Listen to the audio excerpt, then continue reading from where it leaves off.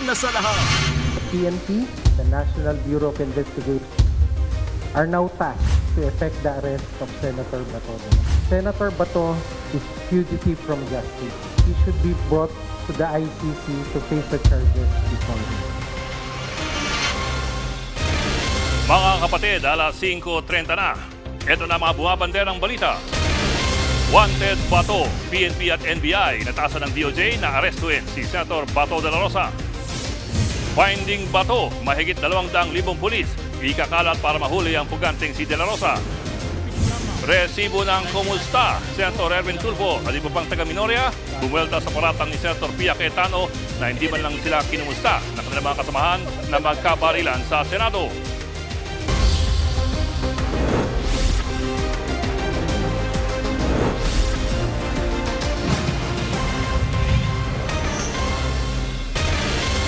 Inaresto na ng Department of Justice si Senator Bato de la Rosa na tinawag itong isang pugante. At live mula sa TV5 Media Center, ang una sa balita, News 5 Justice Correspondent Camille Samonte.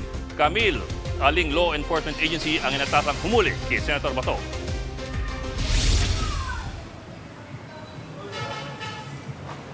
Bok, inatasan na ng DOJ ang NBI at PNP na ipatupad na ang arrest warrant ng International Criminal Court laban kay Senator Ronald Bato de la Rosa.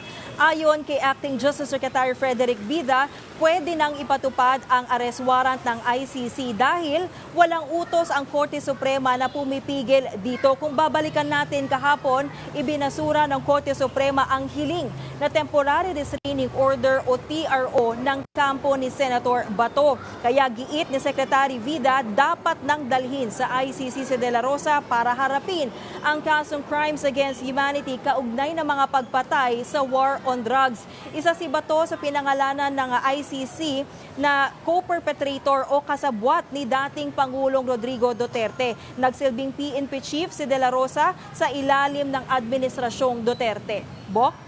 Pero Bok, anong magiging proseso kapag naaresto si Bato? Yes, Bok, tinanong nga natin kay Secretary Vida kung agad bang dadalhin itong si Senator de la Rosa sa The Hague kapag naaresto na siya. Pero tumanggi si Secretary Vida na magbigay ng detalye sa magiging proseso nito. Ang pangunahing layunin daw sa ngayon ay arestuhin si Senator Bato at isuko siya sa ICC. Pakinggan natin ang pahayag ni Secretary Vida.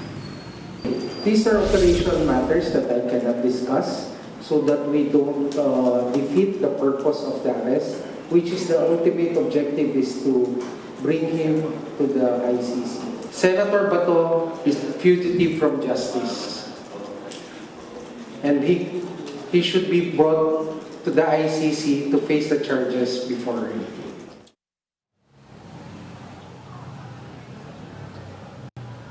Bok, nagbabala rin si Secretary Vida sa mga individual na magtatangkang tumulong kay de la Rosa para makatakas. Maaari raw silang mapanagot sa batas. Bok? Bok, ang plano ni Bato i-apela yung desisyon ng Korte Suprema. Anong epekto niyan dun sa pagpapatupad ng arrest warrant? Bok, ayon sa DOJ, karapatan ni Senator de la Rosa na gamitin ang anumang legal na remedyo sa kanyang petisyon. Pero nanindigan ng DOJ sa pagpapaaresto sa senador. Nakabinbin pa rin sa Korte Suprema ang pangunahing petisyon ni de la Rosa at dating Pangulong Duterte. Ito yung petisyon na inihain noong March 2025 na kumekwestiyon sa legalidad ng pakikipagtulungan ng gobyerno sa ICC. Sa kabila niyan, nanindigan si Secretary Vida na valid ang ICC arrest warrant at dapat nang itong ipatupad. Ganyan din ang pananaw ng Office of the Solicitor General na siyang humiling sa Korte Suprema na ibasura ang petisyon ni de la Rosa. Wala na raw legal na balakid sa pagsisilbi ng arrest warrant laban kay Senator de la Rosa. Dagdag pa ng Solgen, nabigo si Senator de la Rosa na patunayan sa Korte Suprema na karapat-dapat siyang protektahan. Ayon naman sa Malacanang, malinaw ang pahayag ng DOJ na maaari nang ipaaresto ang senador. Asahan daw ang karampatang aksyon ng gobyerno na naaayon sa batas. Bok. Eto Bok, anong plano ng kampo ni Bato? Siya ba'y susuko o magtatago? Sa mga oras na sinisikapan natin makuha yung pahayag ng mga abogado ni Senator De La Rosa, pero nauna nang nilang sinabi na tanging arrest warrant lang na galing mula sa lokal na korte ang kikilalakalin nila at hinihintay rin daw nila ang desisyon ng Korte Suprema sa pangunahing petisyon nila. Nauna na rin sinabi ng mga abogado ni De La Rosa na hindi nila alam kung nasaan ang kanilang kliyente. Yan muna ang latest. Balik sa iyo, Bok. Ulat ni Camille Samonte live mula sa TV5 Media Center. Full force ay patutupad ng PNP ang arrest warrant laban kay Senator Bato de la Rosa. Ayon pa yan mismo kay Interior Secretary John Vic Remulla. At live mula sa TV5 Media Center, nauna sa balita, mobile journalist Jazz Paredes. Jazz, ano mga paghahanda na ginagawa ng PNP?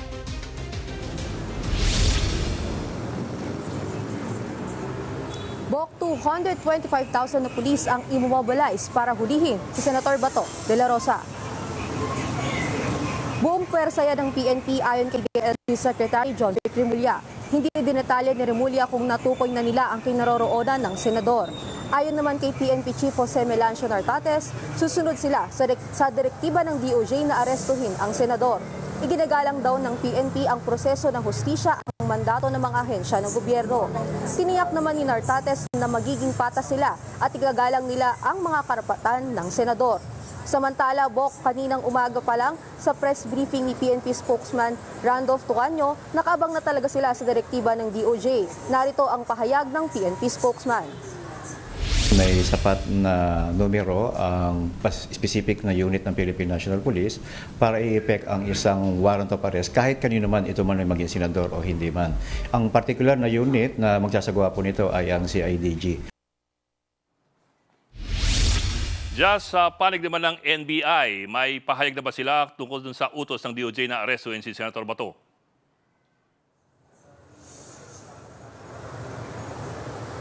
Bok, sa ngayon, sinusubukan pa nating hingin ang panig ng NBI, no? Pero nauna nang sinabi ni NBI Director Melvin Matibag na meron na silang sa kinaroroonan ni Senator Bato de la Rosa, pero hindi pa niya yan idinedetalye. Pero ang sinabi rin ni Matibag ay dapat daw si Senator Robin Padilla ang tanungin kung nasaan nga ba si Senator Bato de la Rosa. Yan muna ang latest, Bok. Ulat ni Jazz Paredes live mula sa TV5 Media Center. Susunod, ilang minority senators sinangging hindi nila kinumusta ang mayorya na magkaparilan sa Senado. At impeachment trial ni VP Sara, kailan nga pagugulong? Diyan lamang kayo mga kapatid. Dapat, una sa lahat.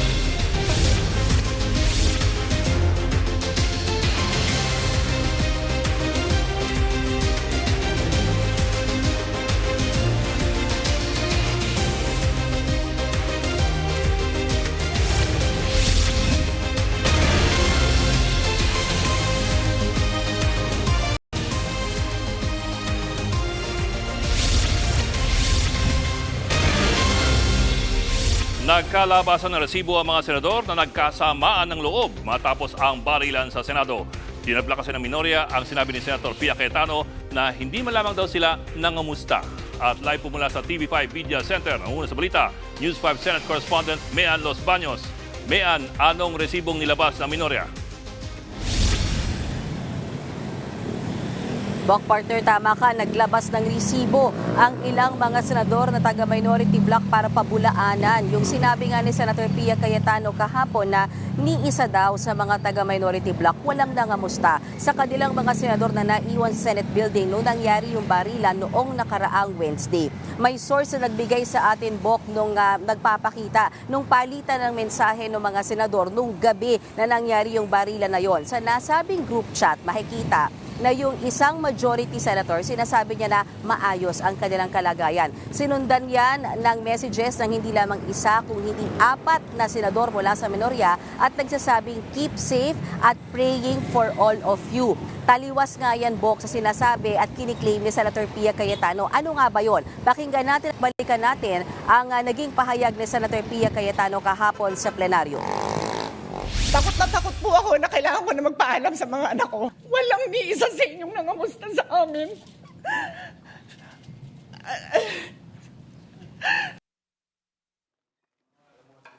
Mean, ano naman ang sagot ng minority senator sa hinanakit ni Senator Pia Cayetano? Nakausap natin kanina si Senator Erwin Tulfo na kabilang sa minority bloc at maging siya. Sinasabi niya at pinapatunayan niya na kinumusta naman nila yung mga kapwa nila senador nung gabi na nangyayari yung barilan sa loob ng Senate building. Pero ang tingin o hinala ni Senator Erwin Tulfo baka hindi lang daw nabasa ni Senator Pia yung kanilang messages lalo na't napakagulo nung gabing iyon. Pakinggan natin yung pahayag ni Senator Erwin Tulfo, Bok. Apat po kami ang nangumusta po sa kanila kasi nabalitaan na po na kumalat na po sa social media tapos mga nag-live po sila. So baka hindi lang po nakita ni Senadora Pia or wala rin po siguro nagsabi sa kanya, baka nakalimot lamang po.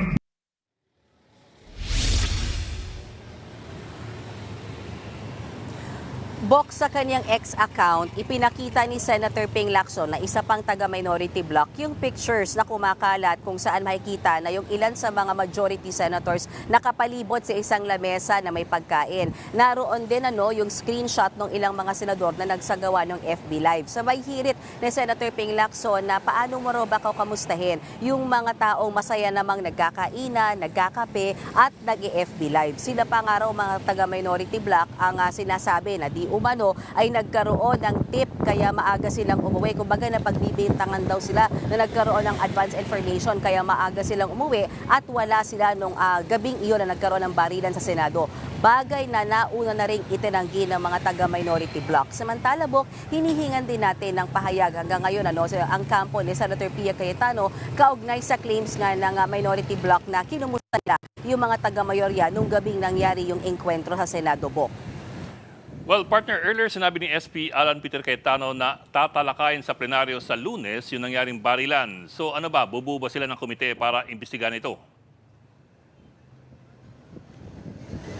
Tama ka. Kasi, Bok, dapat kahapon, sinimulan na kasi nila Senator Erwin Tulfo, Senator Risa Ontiveros, yung pagbibigay ng speech kaugnay nga dun sa pagpuna sa nangyaring barilan sa loob ng Senado. Pero nakiusap si Senate President Alan Peter Cayetano na baka pwedeng sa Lunes na lang natin ito pag-usapan para mas magkaroon ng mahaba-habang oras at magkaroon sila ng kahit papano ay resulta na ng investigation and then maipalabas yung CCTV ng Senado. So, dyan din sa Lunes isa sa pinal at pagdidesisyonan, magkakaroon ba ng sariling pagdinig ang Senado kaugnay dyan sa enkwentro na nangyari nung nakaraang linggo at bubuo ba sila ng Committee of the Whole kung sakasakali, Bok, para lang sa kaalaman ng lahat oras sa bumuo ng Committee of the Whole yung mga senador, ibig sabihin lahat sila pwedeng magtanong at talagang lumahok doon sa pagdinig na isasagawa ng Senado kung sakasakali man. So yan lamang muna ang latest, Bok. Balik sa'yo. Ulat ni Mian Los Baños live mula sa TV5 Media Center. Sa ibang balita, target simulan sa July 6 ang paglilitis ng Senate Impeachment Court kay VP Sara Duterte. Yan po ang napagkasunduan ng Senator Judges sa caucus kahapon. Ayon kay Senator Erwin Tulfo, 3 araw sa isang linggo nila gagawin ang impeachment trial. Tuwing hapon yan ng Lunes at buong araw naman ng Martes at ng Miyerkules. Maiba naman ang schedule pagkatapos ng State of the Nation address ni Pangulong Bongbong Marcos sa July 27. Maglalabas ng schedule ng Senado para gabayan ang publiko. Samantala, nagsimula na po ang mock trials ng House Prosecution Panel. Ayon kay Lead Prosecutor Congresswoman Jerby Luistro, bahagi po ito ng kanilang paghahanda sa paglalatag ng mga kaso laban kay VP Sara. Natanggap na kahapon ng opisina ng Bise ang summons ng Senate Impeachment Court. Binigyan siya ng 10 araw ng Impeachment Court para sumagot. Basta, ang importante, ang gusto namin, yung first salvo, establish agad. Meaning, we are able to present the evidence which proves that the respondent is guilty. Susunod, dating Senate President Drilon, dismayado sa nangyaring gulo sa Senado. At sa dokumentado, alamin ang hirap na kinakaharap ng mga pasyente may chronic kidney disease. Huwag kayong bibitiw, dapat una sa lahat.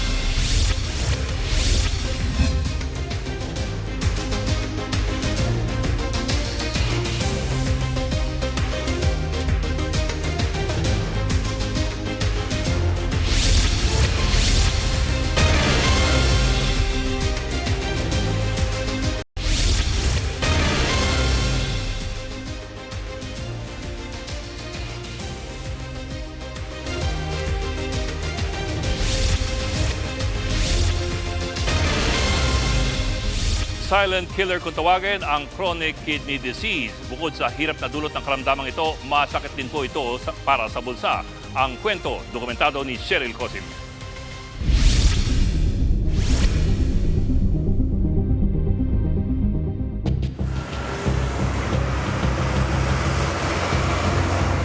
Kapansin-pansin ang patuloy na pagdami ng dialysis center sa iba't ibang bahagi ng bansa.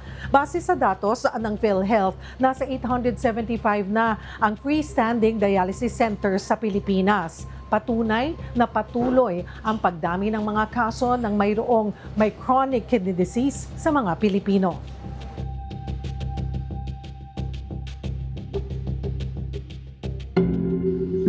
Isa sa bawat 3 Pilipino o tinatayang 36% ng populasyon ang may chronic kidney disease o CKD ayon sa Department of Health.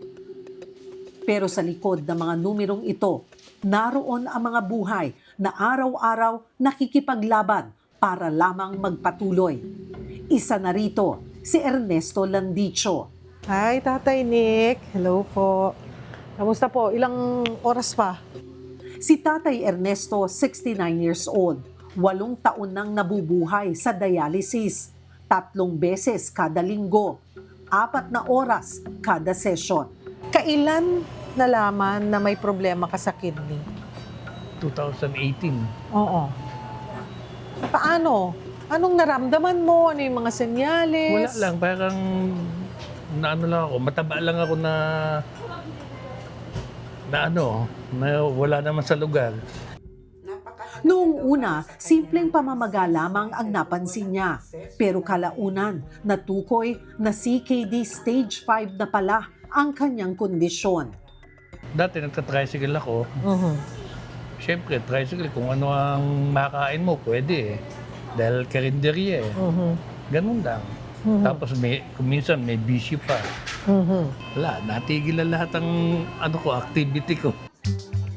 Malaki ang naging pagbabago sa buhay ni Tatay Ernesto. Ngayon, bahay at dialysis center na lang umiikot ang kanyang mundo. Hindi na mapipiit yun. Hindi na maibabalik ang nakaraan eh. Ayan na, tapos. O yan, tapos na yung 4 na oras. Pag ganyan, tatanggalin lang, tapos na. Makita natin, tapos na yung dialysis session ni Tatay today. Very good, Tatay. Ayan po. Ang isang dialysis patient, 4 hours, 3 times a week. Ganoon, yung kanilang pinagdadaanan. Makikita natin, wala naman silang pwedeng magawa. Pauwi na, nako. At kasama natin si Nanay Angela. Ano ang dasal mo palagi? Hindi kinakatapos ko kasi emergency. Kasi wala na nga kami. Wala na kaming ipambabayad sa sobrang tagal ng paggagastos, pagdadialysis niya, kaya kalidrain na. Para sa ilang pasyente na gaya ni Tatay Ernesto, dialysis ang panghabang buhay na paraan para magpatuloy sa buhay.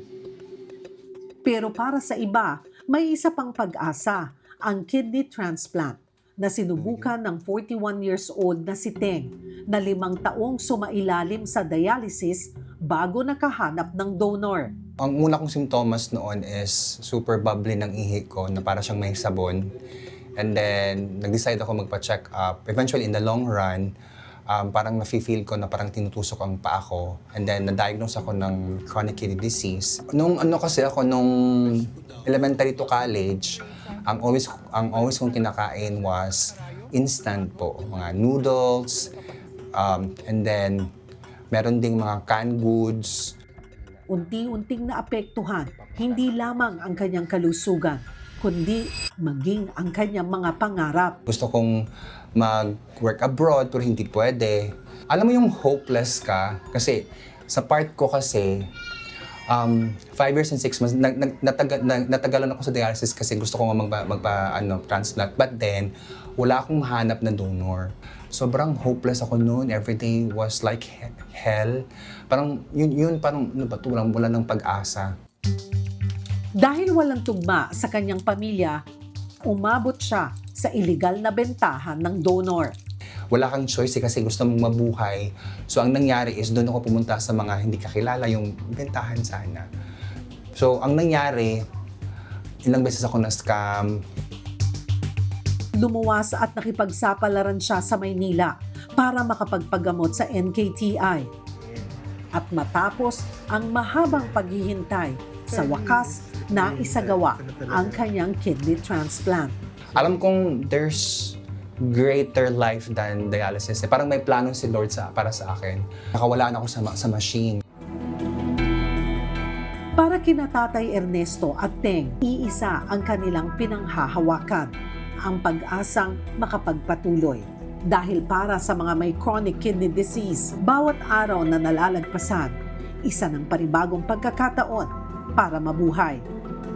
Cheryl Cosim, mukha ng maliliit, isyong malalaki. Dokumentado. Susunod, pagkagulgol ni Senator Pia Cayetano umani ng iba't ibang reaksyon. Huwag kayong bibitiw, dapat una sa lahat.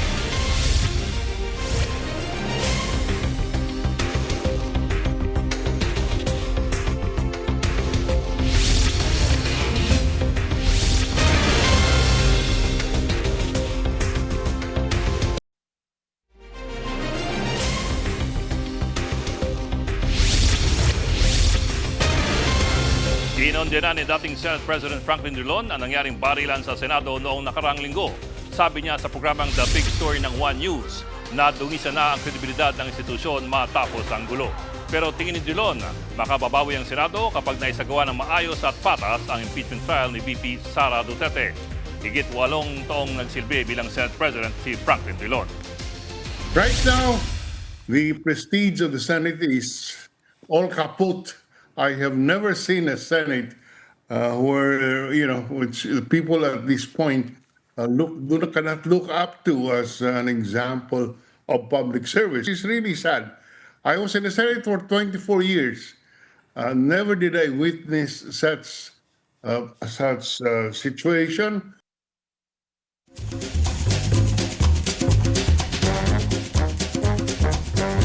Konting pahabol mga kapatid, walang Committee on Emotion sa Senado pero napuno ng emosyon ang sesyon kahapon. Napaiyak kasi si Senator Pia Cayetano nang alalahanin ang barilan sa Senado.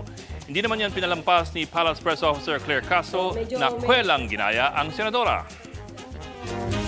Takot na takot po ako na kailangan ko na magpaalam sa mga anak ko.